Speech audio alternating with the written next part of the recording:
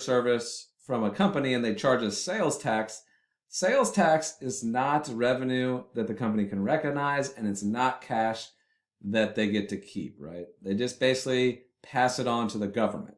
So let's take a look at the sales tax money trail so we know exactly what's going on with the sales tax we pay these companies, right? So in step 1, it says that the company collects sales tax from customers when purchase occurs, right? So that's at the time of sale. Now, basically, the company, which is the yellow building here, they collect the sales tax, but they're not actually going to be able to use that for anything, right? And so the company at some point will then send the sales tax money to the government, right? The company does not get to keep any of this cash. Ultimately, the government, they collect that sales tax and they want it ASAP, which is why it's a current liability, right? So basically on the company's balance sheet, they need to record a liability until they remit the cash, right? Because they're holding the cash, but it's not their cash. And there's no expense associated with sales tax, right? It's simply a balance sheet only impact for the company that's collecting sales tax. So let's go ahead and look at an example for sales tax payable. So it says that Sandbar charges 8% sales tax on net sales. So at December 31, year 1, the company had sales tax payable of $50,000, as well as the following activity during year 2, right? So they had net sales of $1,250,000, and they had sales tax remitted to the government for $115,000. Ultimately, we need to figure out what sales tax payable at December 31, year 2 would be. So again, when the company collects sales tax from customers, that will increase the sales tax liability. And ultimately, when they remit, pay the cash to the government, that reduces their liability, right? They no longer have the cash, but they no longer have the liability. So what we can do is start off by calculating sales tax collected in step 1, right? And this is just going to be net sales of $1,250,000 times that sales tax rate of 8%.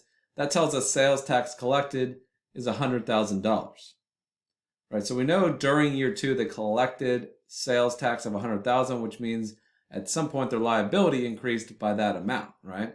So let's go ahead and calculate the ending balance, which we can do by preparing a sales tax payable roll forward. So if the beginning balance is $50,000, sales tax collected throughout year 2 was $100,000, that means the liability increased by $100,000, and then we remitted sales tax of $115,000. Well, that means our ending balance is going to be $35,000, right? So those are the only 2 pieces that really move sales tax payable either up or down. This is an easy way to go ahead and understand how to calculate the ending balance. So if we think about the journal entry to record sales tax when it's collected, well, it's typically part of recognizing the net sales, right? So if our net sales were $1,250,000, they would have collected more cash to include the $100,000 of sales tax collected, right?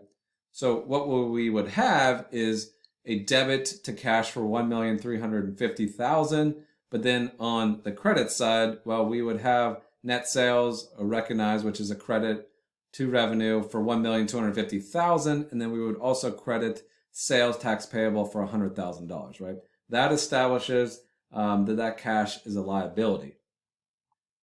And then as sales tax is remitted, right, which in this case during year 2 was $115,000, well, we would debit sales tax payable for $115,000, right, because the liability is no longer on the balance sheet, and then the outflow is that credit for cash, right, for $115,000 as well, right? So that is how the debits and credits impact sales tax payable. Ultimately, right, we had a beginning balance, and that's why we still have an ending balance of $35,000.